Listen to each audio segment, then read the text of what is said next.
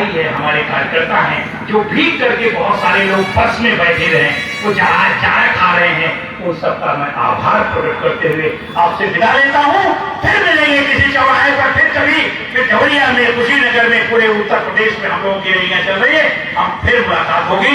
आप लोग हमें फेसबुक पर और ट्विटर पर, आप यूट्यूब पर देखिए, और वहां पर लगातार हमारे लोगों के संदेश आ रहे हैं। इन्हीं शब्दों के साथ आप सबका बहुत बहुत आभार। नफरत मुर्दाबाद, नफरत मुर्दाबाद, नफरत मुर्दाबाद, मोहब्बत जिंदाबाद, मोहब्बत जिंदाबाद, मोहब्बत। जिंदाबाद। जय हिंद, जय भारत। साथियों, माननीय राष्ट्रीय अध्यक्ष डॉक्टर बी एल वर्मा जी ने अभी बहुत कीमती और अहम बातें हम लोगों को बताई। मेरे बहुत सारे साथी बारिश की वजह से रह गए थे विधानसभा फाजिल नगर के खैरतिया गांव से। हैरत होती है मुझे, 80 लोग एक बस में बैठ के आए हैं। जोरदार तालियों से इस्तेमाल करें। विधानसभा तमकुही राज से भाई आरिफ साहब आए हैं, हम उनका इस्तेमाल करते हैं। यूथ विंग के डिस्ट्रिक्ट प्रेसिडेंट भाई नसीम साहब का, मेलवाड़ी के डिस्ट्रिक्ट प्रेसिडेंट का भाई नसीम साहब का इत्तेफाक है, दोनों नसीम है। अल्लाह इनके जिंदगी में नसीब सहरी अता करे और ये खूब शादो आबाद रहे। तमाम लोग यहाँ जो बैठे हैं, मैं आप सबका शुक्रिया अदा करते हुए एक जरूरी ऐलान सुन ले। जन्नत बानो पूर्व प्रत्याशी फाजिल नगर विधानसभा 2 मरतबा इन्होंने अच्छा विधानसभा का चुनाव लड़ा है। आज उन्होंने पीस पार्टी की सदस्यता ग्रहण की है और उन्हें महिला मोर्चा का प्रदेश सचिव मुकर्रर किया जाता है। जोरदार तालियों से इस्तेमाल करें। श्रीमती जन्नत बानो साहिबा, मुबारक हो आपको, आप इस पार्टी के प्रदेश सचिव महिला मोर्चा बनाई गई है। आइए बिला ताखीर उस आखिरी कड़ी को मैं आपके सामने पेश करूं, जिसके लिए मैं हर प्रोग्राम में कहता हूं कि मेरे कायद का मिजाज और नजरिया यह है कि शाखों पे एक गुलाब तो आ जाए कम से कम, आए नवीन खाब तो आ जाए कम से कम। सच कह के मैं तो काट चुका हूं सजा, मगर यूपी में इनकलाब तो आ जाए कम से कम। बिला ताखीर जोरदार तालियों से इस्तेमाल करें। इस पार्टी के कुल हिंद कौंसिल डॉक्टर मोहम्मद अयूब सज्जन साहब आपके बीच में तशरीफ लाए। जोरदार तालियों से इस्तेमाल।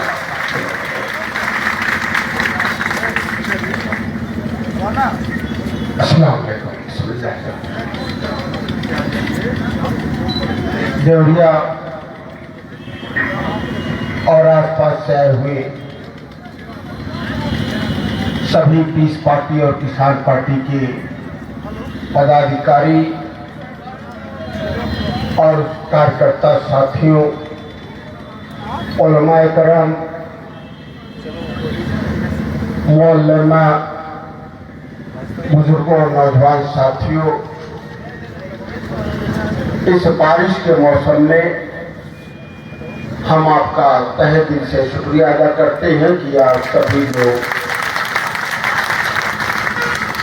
इकट्ठा हुए और हम सभी की हिम्मत अफजाई की। मैं विशेष तौर पर पत्रकार बंधुओं का, प्रिंट और इलेक्ट्रॉनिक मीडिया का मैं शुक्रिया अदा करूंगा कि इतनी बारिश में आप सभी इस रैली में शामिल हुए। पुलिस प्रशासन का और जिला प्रशासन का कि आपने अच्छी व्यवस्था की इस बारिश के मौसम में भी। साथियों, अभी आपने पीस पार्टी और किसान पार्टी के साथियों की बात सुनी और हमारे भाई किसान पार्टी के राष्ट्रीय अध्यक्ष माननीय बी एल वर्मा जी की बातें भी सुनी हैं। मैं उनका विशेष तौर पर आभारी हूं कि उन्होंने हमेशा इस पार्टी और साथियों का सहयोग दिया है। बहुत सारी बातें हो चुकी, मगर कुछ खास राजनीतिक पहलुओं पर मैं आपका तवज्जो चाहूंगा, ध्यान आकर्षित करना चाहूंगा। सबसे पहले गरीबों के, कमजोर तबकों के, पिछड़े और दलितों के मसीहा स्वर्गीय मुलायम सिंह जी का देहांत हुआ। पीस पार्टी और किसान पार्टी उनके परिवार के दुख में शामिल है और हम ये विश्वास करेंगे कि आने वाली जो नेतृत्व है और पिछड़े दलित और मुसलमानों के साथ इंसाफ करेगी, उनका हक देगी। साथियों, एक बात बिल्कुल सच है कि आदिकाल से, हजारों साल से जो समाज सत्ता में नहीं रही है, उस समाज का कभी विकास नहीं हुआ है। उस समाज को कभी सम्मान नहीं मिला है, अधिकार नहीं मिला है। चाहे वो नौकरी हो, तजारत हो, सम्मान से अधिकार के साथ जीने का अवसर हो, उस समाज को कभी नहीं मिला है। और जो समाज सत्ता में रही है, उसने हमेशा दूसरे समाज का शोषण किया है। आजादी के पहले भी था और हमने सोचा कि शायद अंग्रेज जो दूसरे जगह के हैं वो हमारा शोषण करते हैं, मगर हमारा ये सोचना गलत रहा। जो आज सत्ता में बैठे लोग हैं, चाहे वो कांग्रेस के शक्ल में रही हो, भाजपा के शक्ल में हो, उत्तर प्रदेश में सपा बसपा के हो, उन्होंने पिछड़े दलितों का कभी न्याय नहीं किया है, मुसलमानों का कभी अधिकार नहीं दिया है। आज धर्म के नाम पर शोषण हो रहा है। पहले अगले पिछड़े के नाम पर, दलित सवर्ण के नाम पर हमें लुभाने के ये नारे रहे, मगर सभी ने दूसरे समाज का शोषण किया है। अगर आपको इंसाफ चाहिए, आपने सोचा होगा कि आजादी के बाद से हम सेकुलर सरकार बना करके कांग्रेस के शक्ल में सेकुलर सरकार बनाएंगे, फासिस्टों को और जो फिरका परस्त ताकतें हैं उन्हें हरा करके हम सेकुलर समाज बना करके चैन से रह पाएंगे, हमको हक अधिकार मिलेगा, सम्मान मिलेगा। सच्चर कमेटी रंगनाथ मिश्रा कमीशन कहती है कि जितनी भी सरकारें आई हैं, चाहे वो सेकुलर रही हो, कांग्रेस के शक्ल में, जनता दल की शक्ल में, भाजपा के शक्ल में, चाहे कोई सरकार रही हो, उन्होंने पिछड़ों के साथ साथ मुसलमानों के साथ भी अन्याय किया है। और यही वजह है कि कहीं सत्ता शासन में नहीं है, नौकरियों में नहीं है, वो अपेक्षित के शिकार है, शोषण के शिकार है। साथियों, आपने भाजपा से मुक्ति के लिए प्राथमिकता दी है। भाजपा को हराने के लिए हमेशा वोट दी है। आपने 2019 में सपा और बसपा के गठबंधन को पूरा वोट दे दिया। हमसे कहा कि डॉक्टर अयूब, इस बार भाजपा को हरा लेने दीजिए, फिर हम आपको वोट देंगे। आपने हराया। मैं कहता रहा कि ये गुट नहीं है, ये पिछड़े दलितों का गठबंधन नहीं है, एक विशेष दो समाज का गठबंधन है। अखिलेश जी के समाज का और मायावती जी के समाज का गठबंधन है, क्योंकि न तो अखिलेश जी ने पूरे पिछड़ों का न्याय किया है, हक दिया है, और न तो मायावती जी ने सारे दलितों को हक और न्याय दिया है। आप नहीं माने, पीस पार्टी को वोट नहीं दिया, आप भाजपा को हराने के लिए दिया, मगर अखिलेश जी के समाज ने और मायावती जी के समाज ने वोट भाजपा को दिया। तो भाई कुछ गलत कहा? कुछ गलत कहा? जिसे आप जिता रहे हो उसका समाज भाजपा को जिता रहा है, और सिर्फ मुसलमान वो भाजपा को हरा करके सपा बसपा गठबंधन को दे रहा है। ये बात आपको समझ में नहीं आती? 2022 में वही हुआ। आपने कहा कि बस सरकार बदलनी है। क्यों भाई, कितने लोग इसमें हैं जो सरकार बदल रहे थे? है ना सब लोग? सरकार बदलनी है। हमने कहा सरकार नहीं बदलेगी, मुमकिन नहीं है, सरकार नहीं बदलेगी। आपने पूरा वोट समाजवादी पार्टी को दे दिया। मेरी जानकारी के हिसाब से 90% मुस्लिम समाज ने समाजवादी पार्टी को वोट दिया, 90% दिया, 10% किसी और को दिया।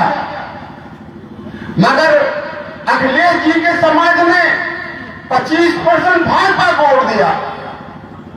अजीब बात है, पिछड़े समाज ने भाजपा को वोट दिया। आप कहां जिताओगे?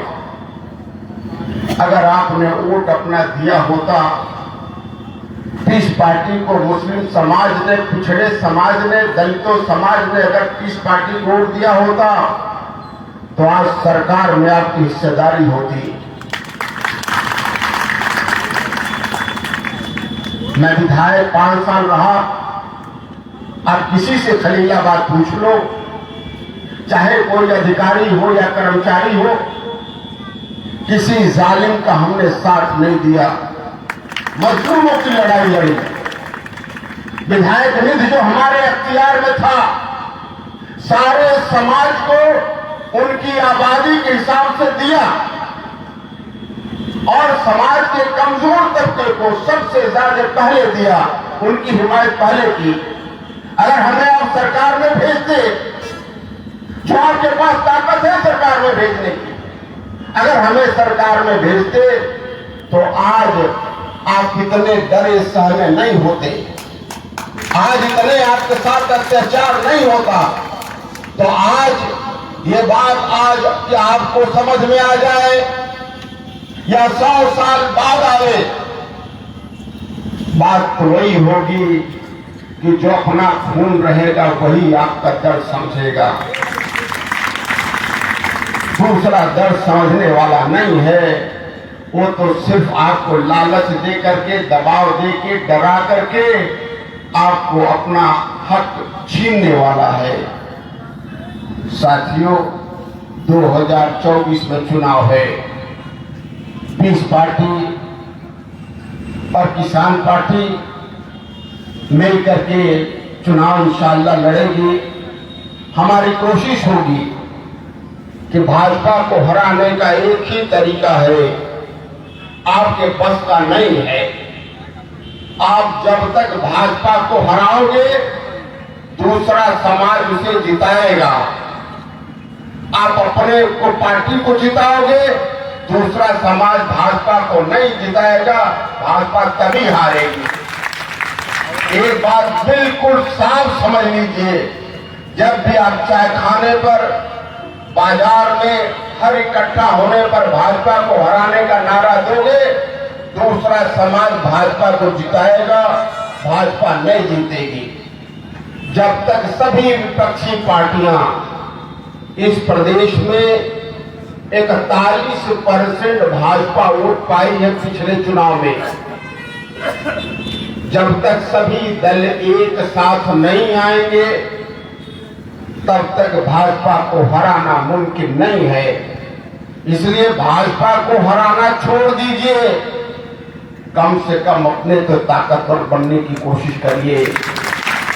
पीस पार्टी और किसान पार्टी एकजुट हो गई है। अगर आपके 10 विधायक भी जीत जाएंगे, ये 2 MP भी जीत जाएंगे, तो आपकी बात रखने वाला होगा। और ज्यादा जिता देंगे तो हम सरकार में मजबूत हिस्सेदार हो जाएंगे। इसलिए याद रखिए, बिल्कुल साफ साफ भाजपा को हराने के लिए 19 और 22 में आपने पूरी ताकत लगा दी। सपा बसपा का गठबंधन और सपा के नाम पर मगर नहीं हारी, क्योंकि उनका समाज भाजपा को जिताने को है। याद रखिए, अपना जिताएंगे तभी सपा बसपा कांग्रेस के लोग आपसे समझौता करेंगे। आप उन्हें देंगे। आप कहते हो डॉक्टर अयूब, इस पार्टी सपा बसपा और कांग्रेस से समझौता कर ले, कैसे करेगी? आप बताओ मुझे, कैसे करेगी? आप डायरेक्टली उनको वोट दोगे तो पीस पार्टी से क्यों समझौता करेगी? आप पीस पार्टी को वोट दोगे तब पीस पार्टी को समझौता करेगी, और उनके लोग भी आपको वोट देंगे। इतनी बात सिंपल सी है, एक बिल्कुल समझने वाली है। आप वोट डायरेक्टली सपा बसपा कांग्रेस को दोगे तो पीस पार्टी समझौता क्यों करेंगे? अगर पीस पार्टी को वोट दोगे तो लोग समझौता करेंगे। और मुझे आखिरी बात कह के मैं खत्म करूंगा, क्योंकि वक्त बहुत हो चुका, और ये है कि आपने 70-72 साल से भाजपा को हराया है, और जैसे जैसे भाजपा को आप हराते गए हो वैसे वैसे भाजपा मजबूत होती गई है। इसलिए भाजपा को हराना बंद करिए, अपनी पार्टी जो गठबंधन है उसको जिताइए। इंशाअल्लाह भाजपा भी हारेगी और आप सरकार में भी होंगे।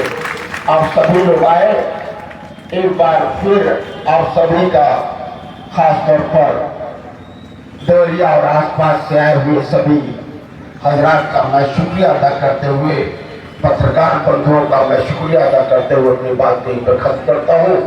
अल्लाह हाफिज़। बहुत शुक्रिया दोस्तों, आप सभी आए। हमारे बीच में जो कव्वाल साहब थे पीस पार्टी की जानिब से, अरमान भारती